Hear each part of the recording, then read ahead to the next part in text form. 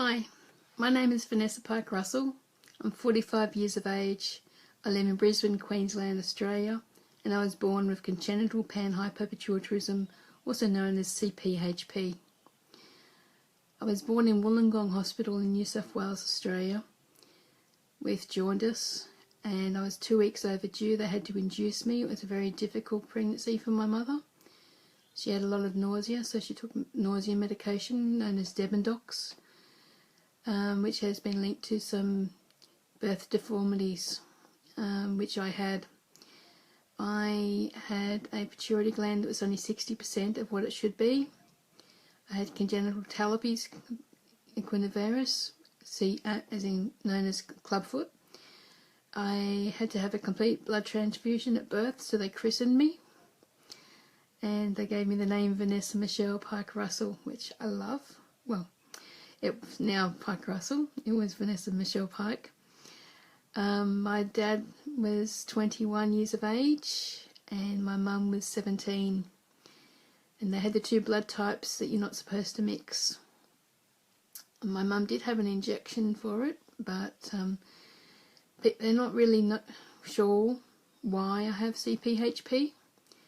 It could have been the Debendox medication. It could be that later in life my mother had her blood tested and she was low in hormones, and she struggled with hormones. She herself wasn't very tall, and she was very petite. They said that her womb was undersized, and when I was 2 weeks overdue, I was 8 pounds 8 when I was born. So a very small woman with a very big baby. When I was born, my mother was shown my feet, and they were club feet. My feet were turned in and upwards, and it took a lot of surgery to correct it. When I was 13, I was diagnosed with Panhypopituitarism. I had a lot of blood tests and went into hospital and did a battery of tests where they took my blood every half an hour, and they made me do some physical activity on the treadmill and registered my blood sugar level and my cortisol levels. They finally found a diagnosis of Addison's disease. I have secondary Addison's disease and adrenal insufficiency, and I was told I had a triple malfunction of the pituitary gland: growth hormone, male and female hormones, and thyroxine and cortisone. Sorry, yeah, more than triple. Quadruple. I can't have children. I've never had a period that didn't come out from a pill, and I went on hormone replacement therapy after 20-something long years. I was told I could have a choice between developing or growing, so I went on growth hormone when I was 16, and I stopped when I was 19, and then waited for my bones to stop growing, and then I went on hormone replacement therapy and developed breasts around the age of 21.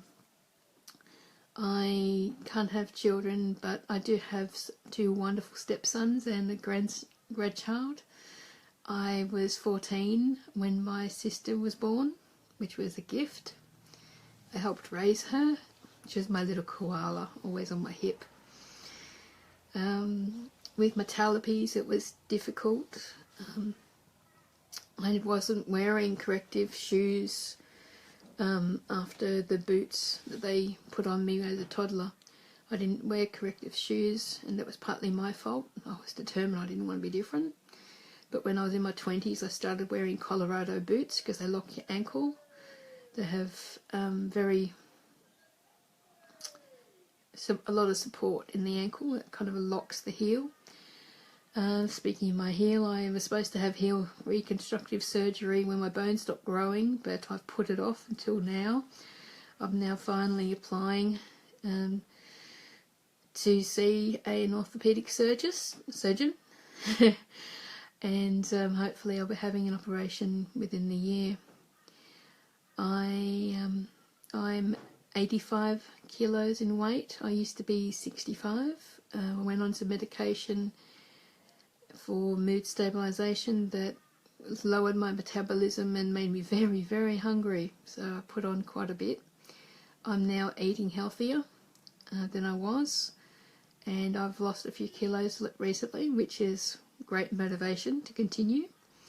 I keep a food journal and instantonthelips.com.au, and it features a lot of plant paradox recipes. The Plant Paradox is a book by Stephen Gundry, and it's an amazing book. You should really check it out.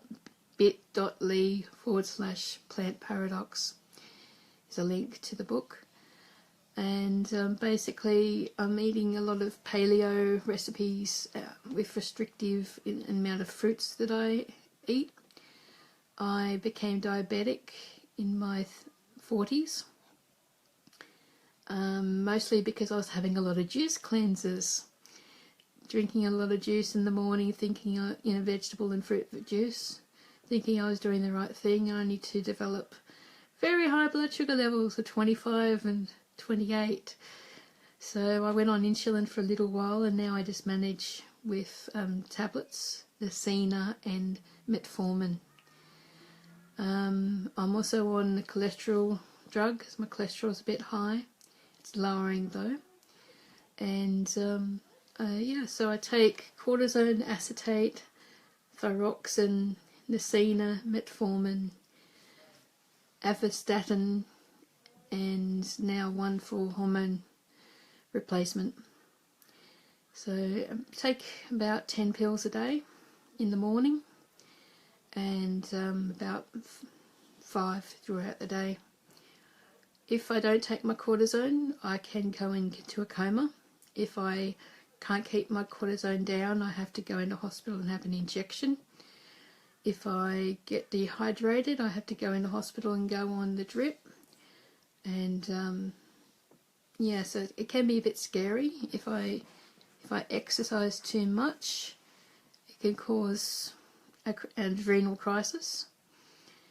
If I don't keep warm, I can get chills, and then I can get sick very easily.